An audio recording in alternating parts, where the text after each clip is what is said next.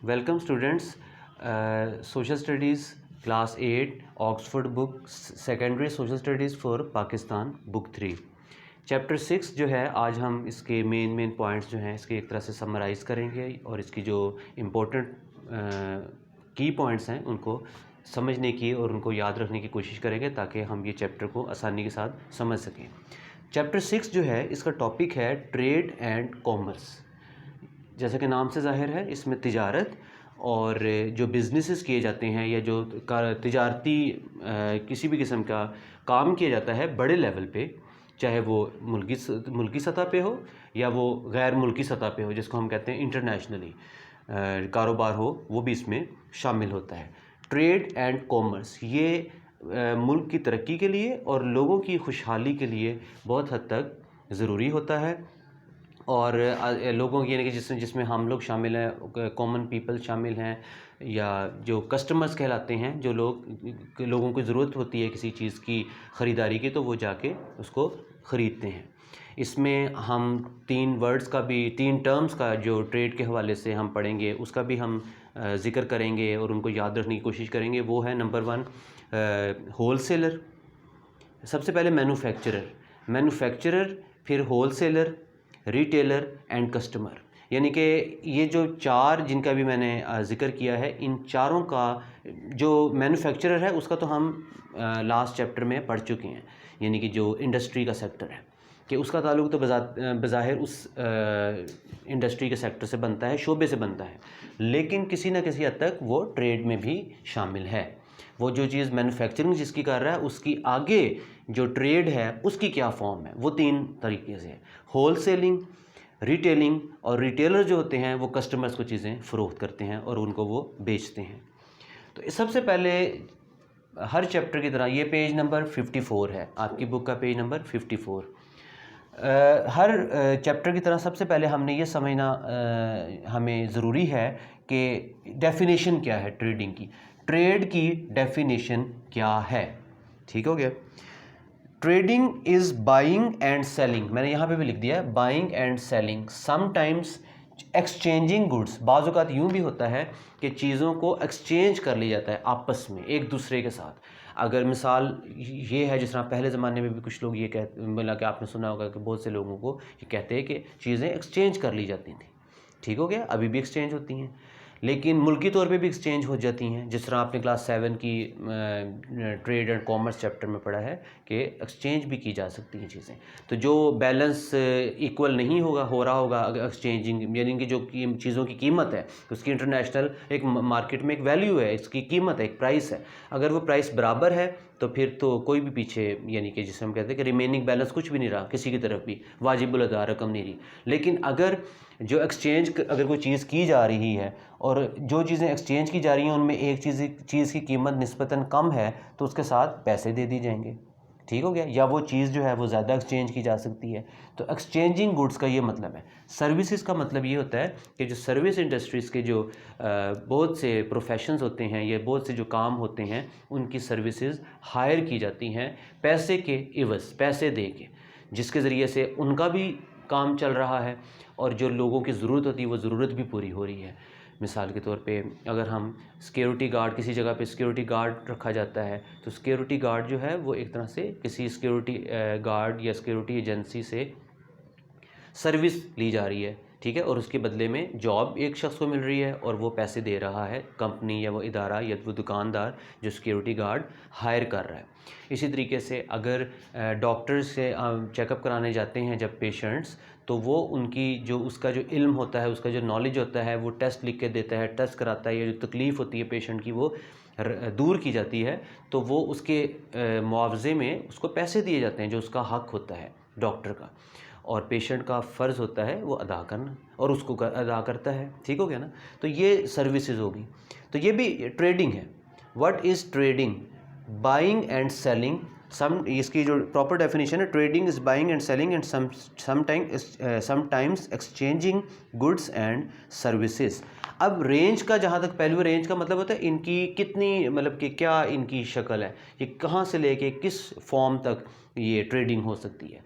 Small traders from small traders to large supermarkets, बहुत बड़ी बड़ी मार्केट्स।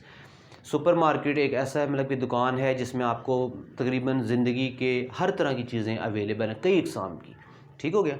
एंड हाइपर मार्केट्स, ये बहुत ही ज़्यादा, सुपर मार्केट से भी अगर एक नेक्स्ट अगर इसको हम शक्ल शुमार करें तो सही होगा। तो ये वो मार्केट्स होती हैं, यानी कि देखिए ना स्मॉल ट्रेडर्स हैं, जो आम दुकानदार हैं, रेडे वाले हैं लोग हैं, या वो अफराद हैं जिनके पास इतने वसाइल नहीं हैं लेकिन वो भी हमें जो है बहुत सहूलत पहुंचा रहे हैं, चीज़ें फ़रोख्त कर रहे हैं।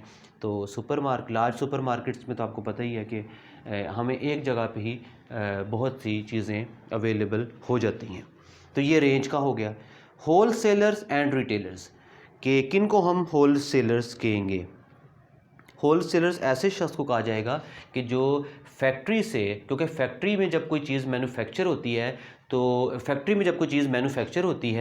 जो फैक्ट्री यानी कि जो मैन्युफैक्चरर्स होते हैं वो फैक्ट्री जो होती है वो ये लिखा हुआ है कि it will not want to bother selling just one pot to a customer, यानी कि मिसाल है कि कुकिंग पॉट्स तैयार किए जा रहे हैं किसी फैक्ट्री में, 10,000 उसके वेयर हाउस में पड़े हैं, यानी कि जो उसने फ़रोख्त करने हैं, तो वो एक या दो या तीन या चार करके कस्टमर को फ़रोख्त करना नहीं चाहेगा। एक तो टाइम कंज्यूमिंग है, दूसरा इसमें बचत का जो लेवल होता है वो सही नहीं रहता, उसके लिए भी फ़ायदा नहीं होता जो फैक्ट्री वाला है, फैक्ट्रियों का मालिक है।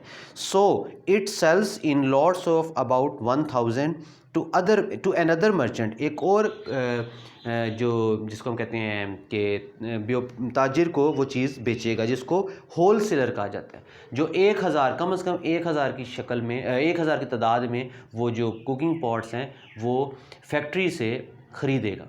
तो जो फैक्ट्री से शख्स एक जो जिसके पास इतने पैसे हैं और वो उसके पास इतनी इन्वेस्टमेंट है, तो वो 1,000 कुकिंग पॉट्स ख़रीद रहा है, वो भी कारोबार की नीयत से ख़रीद रहा है, 1,000 या 2,000 या 3,000। तो वो जो 1,000 2,000 3,000 ख़रीदने वाला शख्स है वो होल सेलर कहलाएगा, ठीक है ना। वो लॉट का मतलब होता है वो ज़्यादा तादाद में एक चीज़ ला रहा है ख़रीद के। He keeps many different goods usually all connected with one kind of business, फिर उसमें और भी तरह की चीज़ें होंगी, यानी कि चम्मच भी होंगे, प्लेट्स भी होंगी और इस किस्म की चीज़ें होंगी जो एक ही मतलब के शोबे से, मतलब कि एक ही तरह के कारोबार से ताल्लुक़ रखती हैं। वो चीज़ें फिर ला के वो आगे फ़रोख्त करेगा। जो दुकानदार होंगे, चाहे वो छोटे दुकानदार हैं, चाहे वो बड़े दुकान यानी कि जिनकी ज़्यादा दुकानें हैं, या वो दुकानदार हैं मसलन के, वो रिटेलर्स के लाएंगे, वो जाके उनसे ख़रीद लेंगे 50 करके, यानी कि 50 की तादाद में या 25 की तादाद में, ठीक हो गया। तो वो जो कस्टमर्स होंगे वो रिटेलर से जाके चीज़ ख़रीद लेंगे और होल सेलर से चीज़ बनिस्बत रिटेलर्स के सस्ती पड़ेगी। इसको उर्दू में हम बोलते हैं थोक के हिसाब से माल ख़रीदा गया। परचून का मतलब होता है रिटेलर्स, इसको उर्दू में परचून वाले बोलेंगे कि थोक व परचून की दुकानें। तो जो बंडल्स में या लॉट्स में सामान आता है वो निस्बतन सस्ता पड़ता है। जब आप चीज़ ज़्यादा की तादाद में ख़रीदते हैं या ज़्यादा की तादाद में बेचते हैं तो उसमें बेचने वाले को भी फ़ायदा होता है, उसको इतनी पेचीदगियों में नहीं जाना पड़ता, ठीक है ना, कि ये है इतना है इतना है। और जो ख़रीदने वाला होता है उसको भी क्लियर एक पता होती है। और वो जो चीज़ें बेची जाती हैं ये आगे एक मरहला आ रहा है सेलिंग प्रोसेस, इसमें हर शख्स ने अपना मुनाफा रखना होता है, ठीक हो गया, फिर वो बेची जाती हैं। तो यहाँ पर होल सेलर हो गया। होल सेलर की मैंने आपको बता दिया है कि wholesaler is the person या is the merchant who buys, जिस तरह मैं आपको भी बता देता हूँ कि wholesaler trade in bulk while retailer serve individual customers, ठीक हो गया। ये एक डेफिनेशन आपको मैंने बता दी। और रिटेलर की एक और डेफिनेशन ये है कि retailer buys he stock from the wholesalers and he is the person who has the shop selling goods and he will be happy to sell a single product to a customer, whereas the customer buys his individual product from the retailer। यानी कि जो retailer होगा वो अब जो चीज़ें वो ख़रीद के लाया 50, जैसे कि हमने अभी पहले पढ़ा है 50 की तादाद में या 25 की तादाद में, तो वो कस्टमर को एक चीज़ फ़रोख्त करके भी सेटिस्फाइड है, ठीक है, उसने अपनी प्रॉफिट उससे अर्न कर लिया है कस्टमर से। तो कस्टमर यानी कि कस्टमर तक चीज़ पहुंच रही है मुख्तलिफ लेवल से होती हुई।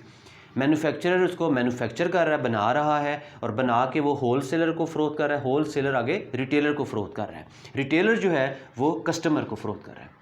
ठीक हो गया। तो ये एक तरीक़ेकार है। अब सेलिंग प्रोसेस क्या है, आपका पेज नंबर 55 पे बुक में है the selling process. Everyone wants, हर कोई जो भी बिज़नेस में है उसका बुनियादी पर्पस तो यही है ना कि वो प्रॉफिट करे, प्रॉफिट कमाए, प्रॉफिट हासिल करे, मुनाफा हासिल करे, यानी कि जितनी रकम उसने लगाई है या इन्वेस्ट की है उसको बढ़ाए। सो एट एवरी स्टेज, इसलिए हर स्टेज पे, मिसाल के तौर पे manufacturer to the distributor, distributor wholesaler है, होल सेलर डिस्ट्रीब्यूटर है, शॉपकीपर को वो डिस्ट्रीब्यूट कर रहा है शॉपकीपर को चीज़ें, और शॉपकीपर आगे डिस्ट्रीब्यूट मतलब कि बाय सेल कर रहा है to the customer. They will add their share, वो अपना शेयर उसमें शामिल करते जाएंगे, अपना हिस्सा शामिल करते जाएंगे, बकदरे जुस्सा, यानी कि अपना अपना हैसियत के मुताबिक उसमें अपना जो मुनाफा है वो अपनी कीमत जो है वो बढ़ाते जाएंगे। तो जब तक वो इसका सारा जो जिस तरह हम कहेंगे कि कौन पूरा करेगा, यानी कि कीमत को कस्टमर, कस्टमर ने सारे टैक्स लग के सारे मुनाफा हासिल होके कस्टमर तक वो चीज़ मिलेगी। कस्टमर भी ये कोशिश करता है कि जहाँ से चीज़ कम कीमत पे बेहतर क्वालिटी की मिल रही है वो वहाँ से उसको हासिल करे। तो आज के दौर में ये कोई मुश्किल काम नहीं रहा, तो जो कस्टमर्स हैं वो कोशिश करते हैं कि उनको फ़ायदा इसमें रहे, लेकिन फ़ायदे के बावजूद ज़ाहिर बात है वो प्रॉफिट का उसमें से निकाल के वो चीज़ कस्टमर तक पहुंचाई जाती है। ऑफिस वर्क, इसमें अब